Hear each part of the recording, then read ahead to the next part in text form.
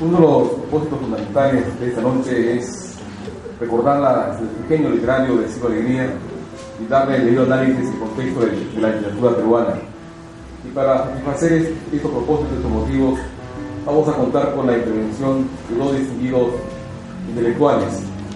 En primer lugar, el historiador y investigador literario Hugo Aguilar Málaga, quien trabajó también al lado de Luis Alberto Sánchez. Él nos va a disertar sobre el tema la obra de Ciro Alegría en contexto de la literatura peruana de Luis Alberto Sánchez. Pido un aplauso para el expositor.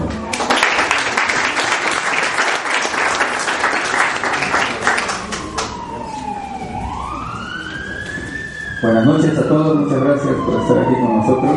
Muchas gracias a muchos buenos amigos que veo, a Marlene Polo del Instituto Luis Alberto Sánchez, a Juan Alberto Campos Lama, que también como yo éramos cercanos colaboradores de Luis Alberto Sánchez, el maestro, a mi gran amigo Luis Alberto Salgado y su esposa Roxy, a mi gran amigo Marcos Díaz también del Ministerio de Educación.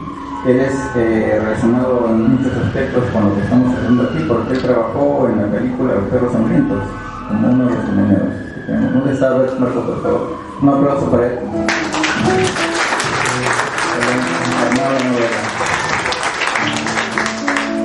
Bien, el tema que nos reúne es el homenaje muy merecido a Ciro Alegría. Como todos nos estamos dando cuenta, se cumplen 100 años de Ciro Alegría y no tiene el debido reconocimiento a nivel institucional y a nivel de los encargados del manejo de la cultura en nuestro país.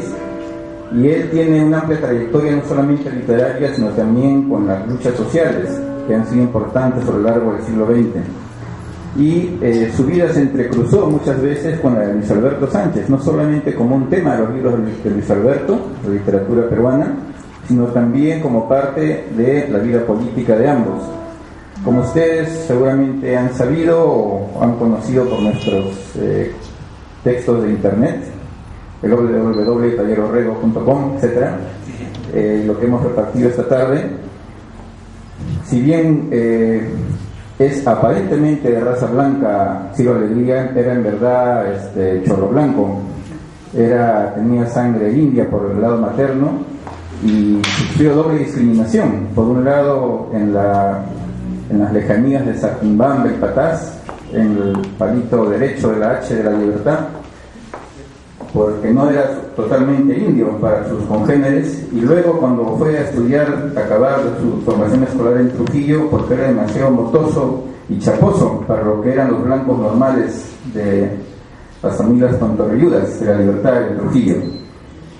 Un detalle importante de su vida es que fue alumno en el colegio secundario de César Vallejo, y también él fue, así como Sánchez merodeaba siendo escolar las tertulias de Rambal de Omar y otros escritores de la época, y también de José Carlos Mariátegui, Ciro merodeaba las tertulias de Antenor Orrego, Carlos Manuel Costa, que hoy está aquí con nosotros, Enrique, y también Carlos Valderrama, Macedonio de la Torre, Víctor Aula y de la Torre, todos los que eran la colonia de Trujillo en los años 15, 16, 17, 18. Este cruce de caminos entre Luis Alberto y Ciro Alegría, o este cierto paralelismo que existe, hay un encuentro finalmente en Lima, cuando intenta terminar sus estudios escolares, entrar a la universidad y toma contacto con los primeros militantes del Partido Aprista Peruano, que están organizando su primer congreso.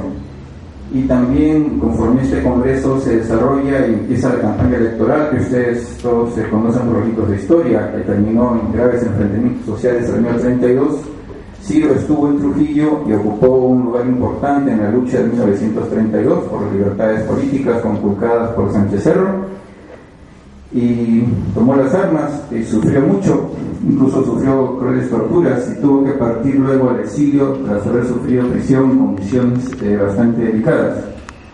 En Chile tuvo finalmente un encuentro bastante estrecho con Luis Alberto Sánchez.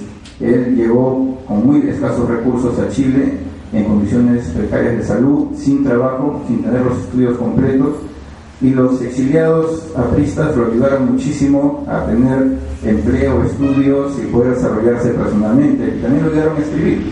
Y uno de ellos fue Luis Alberto Sánchez, incluso vivió en la casa de Luis Alberto con la familia de Luis Alberto Ciro en sus años más difíciles, los previos a su consagración literaria con La serpiente de oro, Los perros hambrientos de Mundo de Sancho de Ajeno, del cual hemos leído importantes páginas acá.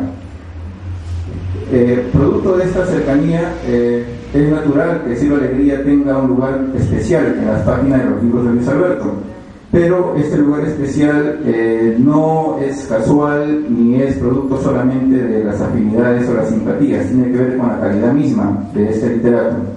Tiene que ver también con las búsquedas de Luis Alberto desde el punto de vista de lo que él llamaba siempre en sus artículos, y sobre todo un importante libro de 1934, que América era un continente sin novelistas, que hablaba de la ausencia, de la falta de una verdadera novela americana, lo que se decía en ese momento novela indoamericana, y la falta de un compromiso social en perspectivas, en estilo, en identidades de los escritores con nuestra tierra.